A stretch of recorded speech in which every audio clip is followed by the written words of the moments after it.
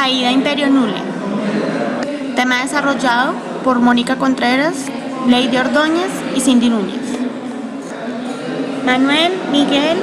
Guido Nule y su cuñado Mauricio Galofre se encargaron de desviar recursos de anticipos recibidos, afectando a toda la población colombiana, ya que pretendían ofrecer servicios básicos como agua potable en municipios como Tocaima.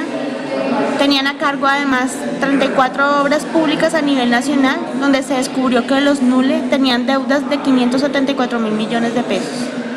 Jamás terminó ninguna obra a cargo de los Nule. En el 2010, en una audiencia, fueron acusados por falsificación de documentos y pagar sobornos para ganar los millonarios contratos de la construcción de la tercera fase de Transmilenio y los de mantenimiento de malla vial suroriental de la ciudad de Bogotá. Los Nule aceptaron que los anticipos recibidos por tales obras no fueron utilizados en estas, sino que los desviaron a varias empresas que hacían parte de su conglomerado, empresas denominadas Grupo Empresarial Nule. Manifestaban que las desviaciones de dinero eran tomados como préstamos para invertir en otras empresas o para comprarlas, para cubrir otros contratos, y otros iban destinados para entregar comisiones a altos mandatarios del Estado. En la misma audiencia, Samuel Moreno y su hermano Iván Moreno fueron acusados de liderar una red de corrupción en la capital, pero los Nule decían que por dichas confesiones estaban poniendo en riesgo su vida y la de sus familias, y que por tal razón solo pedían seguridad. Los Nule no solo construyeron carreteras, también se mezclaron a hacer acueductos, energía, interventorías. Realizaron 1.096 contratos en su vida profesional. Contrataron en casi todos los departamentos de Colombia. En varias entrevistas aseguró que ellos eran hombres de negocios, no hombres de dinero, que si hubieran ido detrás de dinero sencillamente se iban detrás de la contabilidad. En el 2011, la Superintendencia de Sociedades solicitó la liquidación inmediata de todas las sociedades del Grupo Empresarial Nule: Bitácora, Capital Energy, Enertolima, Consorcio Comercial Enertolima, MNB, Aguas Capital Bogotá, Aguas Capital Macondo y la Sociedad Translogistic, entre otras más, ya que se encontró que la contabilidad presentaba bastantes irregularidades y no reflejaba la realidad de las empresas, ya que para ellos el pasivo de estas era gigantesco. MNB es una empresa de ingeniería civil que fundaron en Sucre en 1996, encargada de remodelación de parques, construcción de escuelas, pavimentación de vías y canalización de aguas. Dicha sociedad con los años se convirtió en la más importante de los. Regresando en el tiempo, en el 2003, el Ministerio de Transporte creó el Instituto Nacional de Concesiones, INCO. En el 2004, el mismo Ministerio de Transporte sacó una licitación pública a concesión de Bogotá-Girardot, y en esta participaron los Nule con las sociedades MNB y Gas Capital, en sociedad con Álvarez, Alejandro Char, Vergel y Castellanos. Tras una larga discusión, el ganador fue el Grupo Nule, y por esta razón fueron denominados públicamente como los nuevos cacaos de la contratación. De allí, los Nule ganaron infinidad de contrataciones para construir cárceles, administrar acueductos, pavimentar carreteras, gestionar el servicio de grúas y patios en Bogotá, vigilar la calidad de la bienestarina, supervisar la construcción del túnel del Congreso, construir oficinas en la DIAN, administrar las regalías, controlar los recaudos de los sistemas masivos de transporte. Estaban en todo.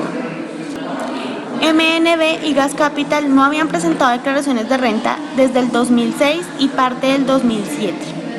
La deuda con la DIAN de estas dos empresas era aproximadamente de 30.000 millones de pesos. En el 2007, al finalizar la alcaldía de Lucho Garzón, se abrió licitación para la construcción de la fase 3 de Transmilenio, y los Nule, acelerados en ganar esta licitación, buscaron contactos en el IDU, el ente encargado del proceso licitatorio.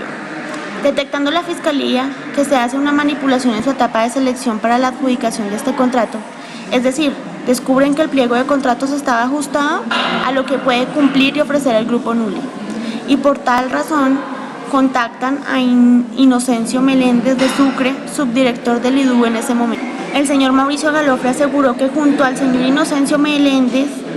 se hicieron adecuaciones en dicho pliego para que ellos salieran favorecidos, pero a cambio de recibir una comisión de 4.500 millones de pesos. Sin embargo, en confesiones de los Nule, Dijeron que no se les dio este dinero, le dieron un apartamento, carros, entre otros lujos. Sin embargo, los Nule tuvieron que realizar otro tipo de ajustes, como falsificar sus estados financieros, para estar más seguros de ganar la licitación. Miguel Nule contactó a Germán Olano, quien era representante a la Cámara, y tenía un amplio conocimiento en la contratación del distrito, y quien además fue concejal de Bogotá por muchos años. Según declaración de Miguel Nule, el señor Germán Olano los contactó con el arquitecto Julio Gómez, para entonces un contratista de Bogotá. Y también, según declaraciones de Miguel Nule, el señor Julio Gómez tenía influencia con la señora Liliana Pardo, en este momento desempeñándose como directora del IDU, quien también está siendo judicializada,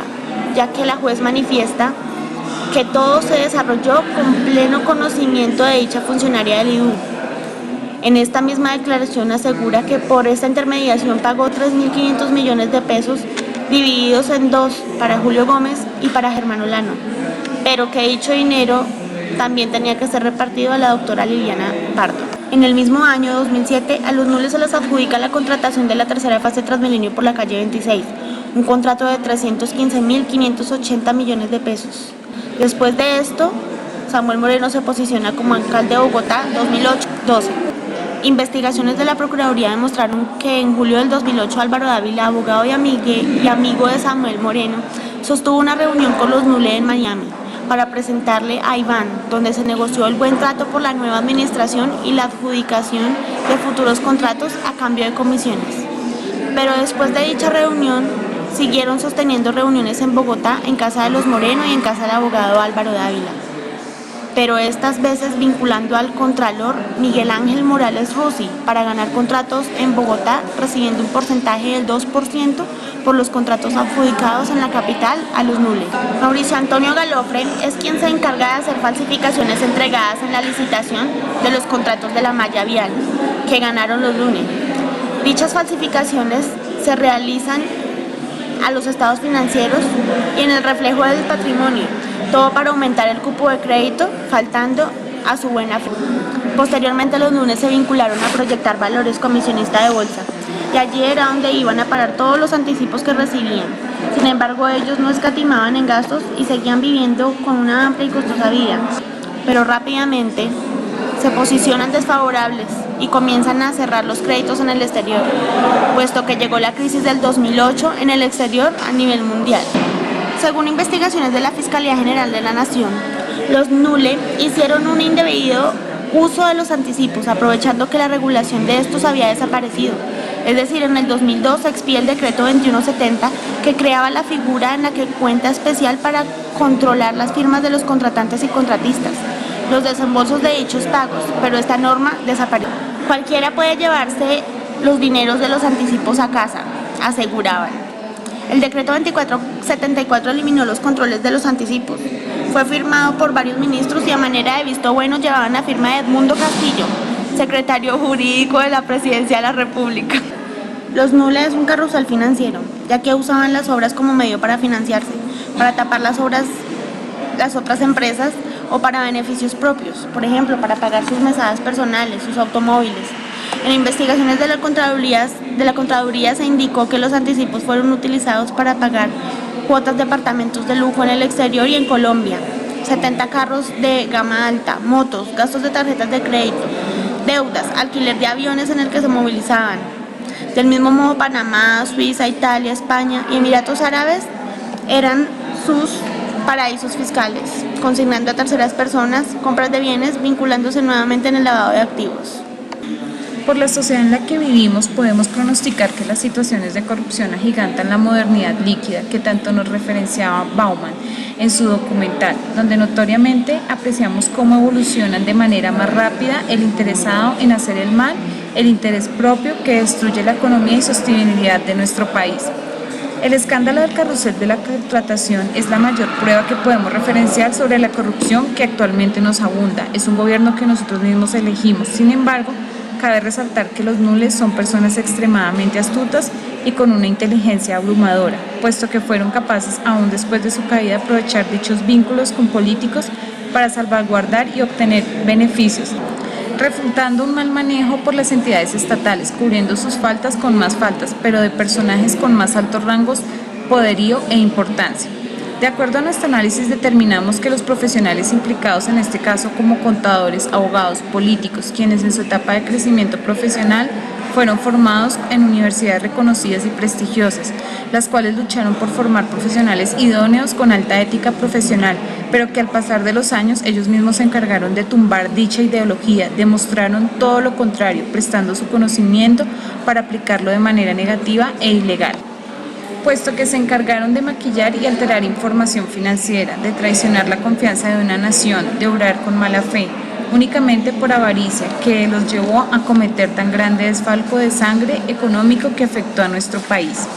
Si de esta manera consideramos lo que dice Martínez Navarro frente al modernismo, la profesión ha perdido su cruce o enfoque,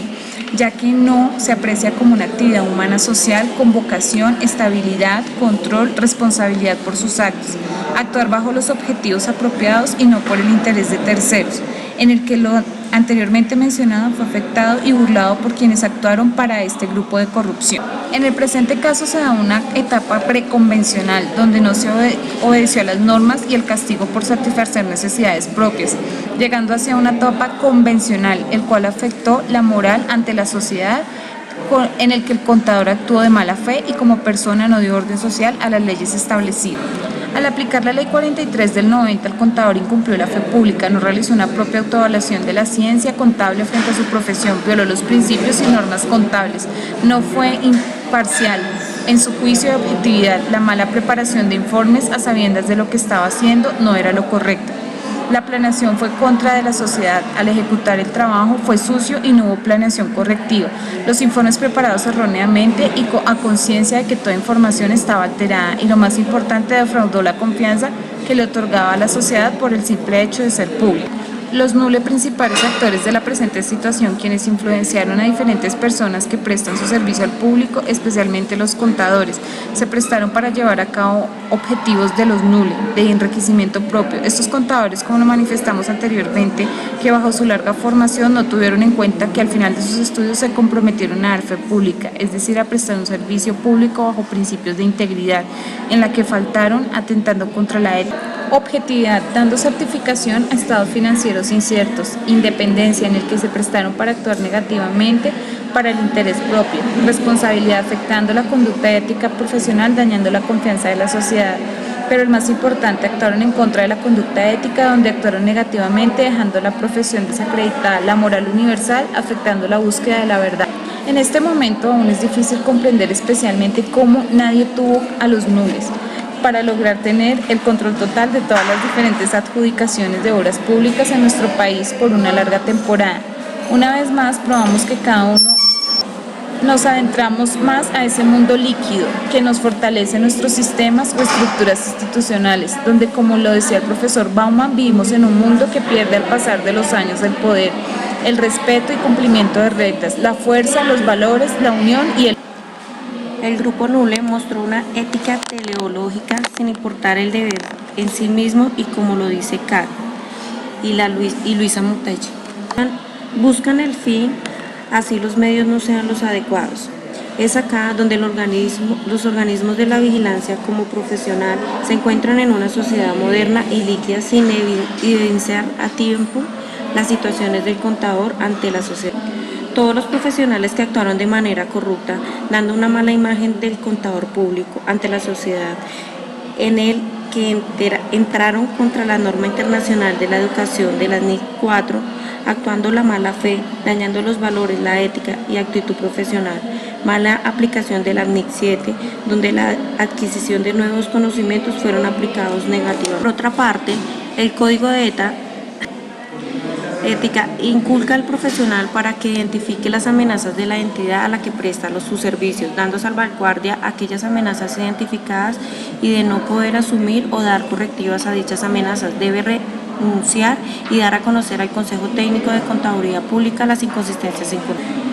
La propuesta es que se le exija más al estudiante en analizar y hacer conciencia de lo importante que es conocer, entender y cumplir con el código de ética para un bien de la sociedad y no para afectarla más, ya que es un servicio para la comunidad y no para beneficio propio. Y para culminar, aseguramos que definitivamente este caso es totalmente corruptivo y antiético, puesto que